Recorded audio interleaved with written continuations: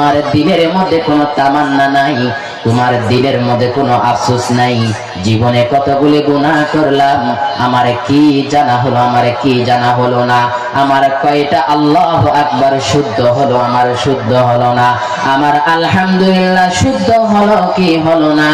আল্লাহর ডাকা শুদ্ধ হলো কি হলো না। আমার নামাজ পরিশুদ্ধ হলো কি হলো না। আমার আরো জানতে হবে, জানতে হবে। যেখানে বিশ্ব নবী হযরত মুহাম্মদ মুস্তাফা সাল্লাল্লাহু আলাইহি ওয়াসাল্লাম এইভাবে ফরজ নামাজের সাথে সাথে তাহাজ্জুদের নামাজ পড়তে পড়তে নিজের পা মুবারক পর্যন্ত ফুলাই ফেলেছিল, অসুস্থ হয়ে গিয়েছিল। এমন পয়গম্বর আরবি মুহাম্মদ সাল্লাল্লাহু আলাইহি ওয়াসাল্লাম, যার শুরু থেকে নিয়ে শেষ পর্যন্ত আউয়াল আখিরের সকল গুনাহ আল্লাহ রাব্বুল আলামিন ক্ষমা করে দিয়েছেন।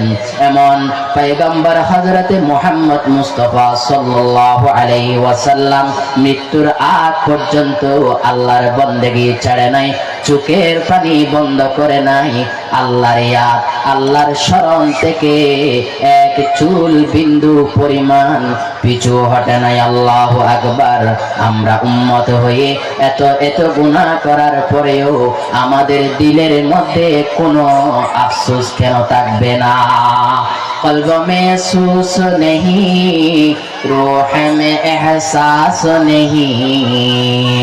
कल्ब महसूस नहीं, रूह में एहसास नहीं, कुछ भी पैगाम मोहम्मद के तुम्हें पास नहीं।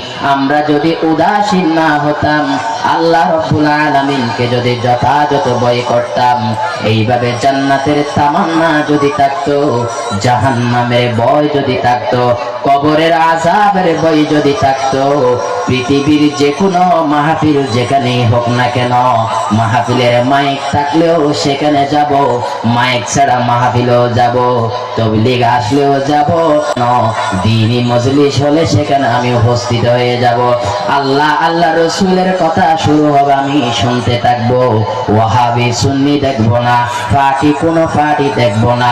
আল্লাহর কথা যেখানে বলা হবে, রাসূলের কথা যেখানে বলা হবে, দ্বীনের কথা যেখানে বলা হবে, কোরআনের কথা যেখানে বলা হবে, যেই ব্যক্তি বলুক না কেন আমি শুনতে থাকবো, আমার ইসলাহ আমি করতে থাকবো। সুবহানাল্লাহ।